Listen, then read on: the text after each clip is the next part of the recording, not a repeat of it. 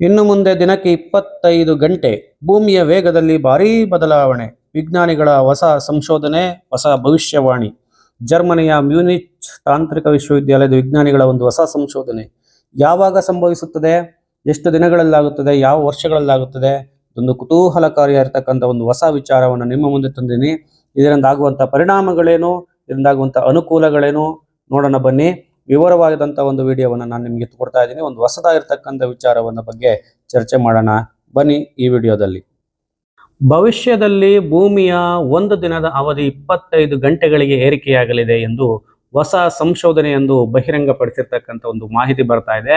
ಜರ್ಮನಿಯ ಮ್ಯೂನಿಚ್ ತಾಂತ್ರಿಕ ವಿಶ್ವವಿದ್ಯಾಲಯ ಮತ್ತು ಅಮೆರಿಕದ ವಿಸ್ಕಾನ್ಸಿನ್ ಮ್ಯಾಡಿಸನ್ ವಿಶ್ವವಿದ್ಯಾಲಯದ ಸಂಶೋಧಕರು ಈ ಕುರಿತಾದಂಥ ಒಂದು ಹೊಸ ಮಾಹಿತಿಯನ್ನು ಹಂಚಿಕೊಂಡಿರ್ತಕ್ಕಂಥದ್ದು.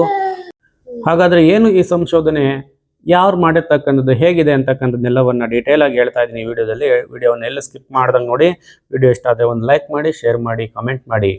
ಸೊ ನಮಗೆಲ್ಲರಿಗೂ ತಿಳಿದಿರುವಂತೆ ಒಂದು ದಿನಕ್ಕೆ ಎಷ್ಟು ಗಂಟೆ?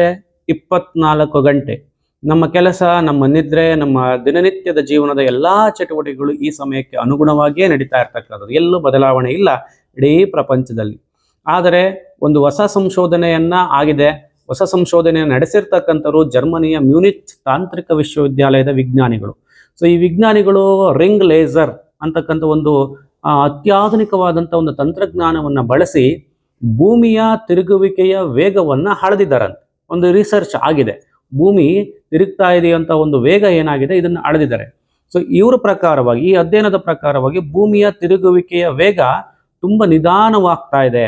ಇದರಿಂದ ದಿನದ ಅವಧಿ ಹೆಚ್ಚಾಗ್ತಾ ಇದೆ ಅಂತಕ್ಕಂಥ ಒಂದು ವೈಜ್ಞಾನಿಕವಾಗಿರ್ತಕ್ಕಂಥ ಒಂದು ಅಂಶವನ್ನು ಬೆಳಕಿಗೆ ತಂದಿರತಕ್ಕಂಥದ್ದು. ವೈಜ್ಞಾನಿಕವಾಗಿ ಇದು ನಿಜವಾದ ಮಾತು. ಸೊ ನಾವೆಲ್ಲೂ ಸುಳ್ಳು ಹೇಳ್ತಾ ಇಲ್ಲ, ಎಲ್ಲೂ ಕಟ್ಟಕತೆ ಹೇಳ್ತಾ ಇಲ್ಲ. ಇದು ವಿಜ್ಞಾನಿಗಳು ತಮ್ಮ ಸಂಶೋಧನೆಗಳ ಮೂಲಕವಾಗಿ ಕಂಡುಹಿಡಿದಿರ್ತಕ್ಕಂಥದ್ದು. ಹಾಗಾದರೆ ಇದಕ್ಕೆ ಕಾರಣ ಏನು? ಚಂದ್ರನು ಪ್ರತಿ ವರ್ಷ ಭೂಮಿಯಿಂದ 3.8 ಸೆಂಟಿಮೀಟರ್ಗಳಷ್ಟು ದೂರ ಸರಿತಾ ಇದ್ದಾನಂತೆ. ಪ್ರತಿ ವರ್ಷ ಭೂಮಿಯಿಂದ 3.8 ಸೆಂಟಿಮೀಟರ್ಗಳಷ್ಟು ದೂರ ಸರಿತಾ ಇದ್ದಾನೆ. ಚಂದ್ರ ದೂರ ಹೋದಂತೆ ಭೂಮಿಯ ಮೇಲಿನ ಅವನ ಗುರುತ್ವಾಕರ್ಷಣೆಯ ಬಲ, ಗ್ರಾವಿಟಿ ಅಂತೀವಲ್ಲ, ಗುರುತ್ವಾಕರ್ಷಣೆಯ ಬಲ ತುಂಬ ಕಡಿಮೆ ಆಗ್ತಾ ಹೋಗುತ್ತೆ.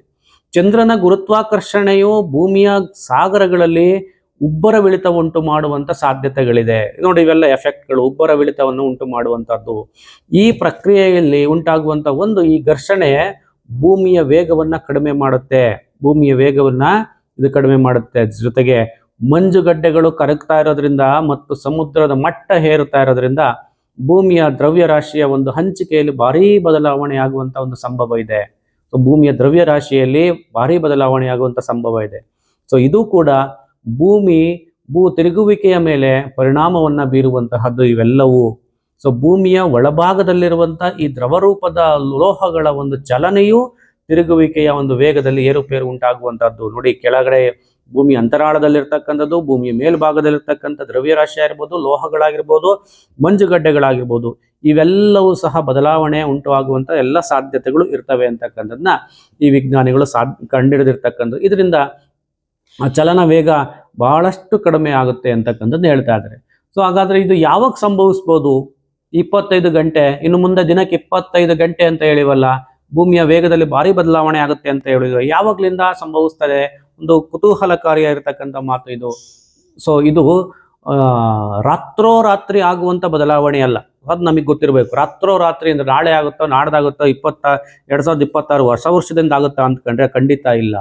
ಭೂಮಿ ಒಂದು ದಿನದ ಅವಧಿಯು ಪ್ರತಿ ಶತಮಾನಕ್ಕೆ 1.8 ರಿಂದ 2.3 ಮಿಲಿ ಸೆಕೆಂಡ್ಗಳಷ್ಟು ಹೆಚ್ಚಾಗ್ತಾ ಇದೆ. ಗೊತ್ತಾಯ್ತಾ? ಇನ್ನೊಂದ್ಸರಿ ಹೇಳ್ತೀನಿ ನೋಡಿ. ಭೂಮಿಯ ಒಂದು ದಿನದ ಅವಧಿ ಪ್ರತಿ ಶತಮಾನಕ್ಕೆ ಅಂದ್ರೆ 100 ವರ್ಷಗಳಿಗೆ 1.8 ಮತ್ತು 2.3 ಮಿಲಿ ಸೆಕೆಂಡ್ಗಳಷ್ಟು ಹೆಚ್ಚಾಗ್ತಾ ಇರತಕ್ಕಂಥದ್ದು.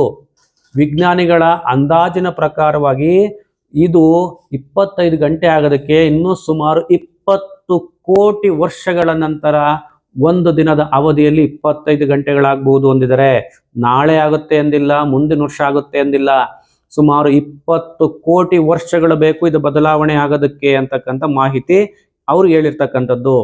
ಈ ಸಮಯ ಬದಲಾವಣೆಯಿಂದ ನಮ್ಮ ಆರೋಗ್ಯದ ಮೇಲೆ ಹೆಚ್ಚು ಪ್ರಭಾವ ಬೀರುತ್ತೆ ಅಂತ ವಿಜ್ಞಾನಿಗಳು ಹೇಳಿರ್ತಕ್ಕಂಥದ್ದು. ಯಾಕೆ ಅಂದ್ರೆ ನಮ್ಮ ದೇಹ ಸರ್ಕಾಡಿಯನ್ ರಿದಮ್ ಅಥವಾ ಜೈವಿಕ ಗಡಿಯಾರಕ್ಕೆ ಅನುಗುಣವಾಗಿ ಕಾರ್ಯನಿರ್ವಹಿಸ್ತಾ ಇರತಕ್ಕಂಥದ್ದು ನಮ್ಮ ಬಾಡಿ. ಸೊ ಇದು 24 ಗಂಟೆಗಳ ಚಕ್ರಕ್ಕೆ ಬಹಳ ಹೊಂದಿಕೊಂಡಿರ್ತಕ್ಕಂಥದ್ದು ಇದುವರೆಗೂ. ಇದು ಬದಲಾವಣೆ ಆದ್ರೆ ಏನಾಗುತ್ತೆ, ಒಂದು ವೇಳೆ ದಿನದ ಅವಧಿ ದಿಢೀರನೆ ಬದಲಾದ್ರೆ ನಮ್ಮ ನಿದ್ರೆನಲ್ಲಿ, ಜೊತೆಗೆ ನಮ್ಮ ಹಾರ್ಮೋನುಗಳಲ್ಲಿ, ಆ ಸಮತೋಲನದಲ್ಲಿ, ಜೀರ್ಣಕ್ರಿಯೆಯಲ್ಲಿ ಎಲ್ಲದರಲ್ಲೂ ಸಹ ಒಂದಷ್ಟು ಏರುಪೇರುಗಳಾಗುವಂತ ಸಾಕಷ್ಟು ಸಾಧ್ಯತೆಗಳಿದಾವೆ. ಸೊ ಇದು ಏನಾದ್ರೂ 25 ಗಂಟೆ ಆದ್ರೆ, ಗಂಟೆಗಳಲ್ಲಿ, ದಿನಗಳಲ್ಲಿ ಚೇಂಜ್ ಆದ್ರೆ ನಮ್ಮ ಆರೋಗ್ಯದ ಮೇಲೂ ಸಹ ಪರಿಣಾಮ ಬೀರುತ್ತೆ ಅಂತ ಹೇಳ್ತಾ ಇದ್ದಾರೆ. ಸೊ ಇದು ನಮ್ಮ ಭವಿಷ್ಯದಲ್ಲಿ ಭೂಮಿಯ ದಿನದ ಅವಧಿ ಏನಾದ್ರೂ ಬದಲಾವಣೆ ಆದ್ರೆ, ಏರಿಕೆ ಆದ್ರೆ ಅದರಿಂದ ಆಗುವಂತ ಹಾಗೂ ಹೋಗುಗಳನ್ನ ನಾನಿಲ್ಲಿ ಸ್ವಲ್ಪ ನನಗೆ ತಿಳಿದಂಥದ್ದು ಮಟ್ಟಿಗೆ ನಾನು ಇಲ್ಲಿ ತಿಳಿಸಿರ್ತಕ್ಕಂಥದ್ದು. ಸೊ ಇದು ನಾಳೆಯಿಂದನೇ ಆಗೋದಿಲ್ಲ, ರಾತ್ರೋರಾತ್ರಿ ಆಗುವಂಥ ಬದಲಾವಣೆ ಅಲ್ಲ. ಇನ್ನು 20 ಕೋಟಿ ವರ್ಷಗಳು ವೆಯ್ಟ್ ಮಾಡಬೇಕು ಈ 25 ಗಂಟೆ ಆಗಬೇಕು ಅಂದ್ರೆ. ವಿಡಿಯೋ ಇಷ್ಟ ಆದರೆ ಲೈಕ್ ಮಾಡಿ, ಶೇರ್ ಮಾಡಿ, ಕಾಮೆಂಟ್ ಮಾಡಿ, ನನ್ನ ಚಾನಲ್ ಸಬ್ಸ್ಕ್ರೈಬ್ ಮಾಡ್ಕೊಳ್ಳಿ. Thank you.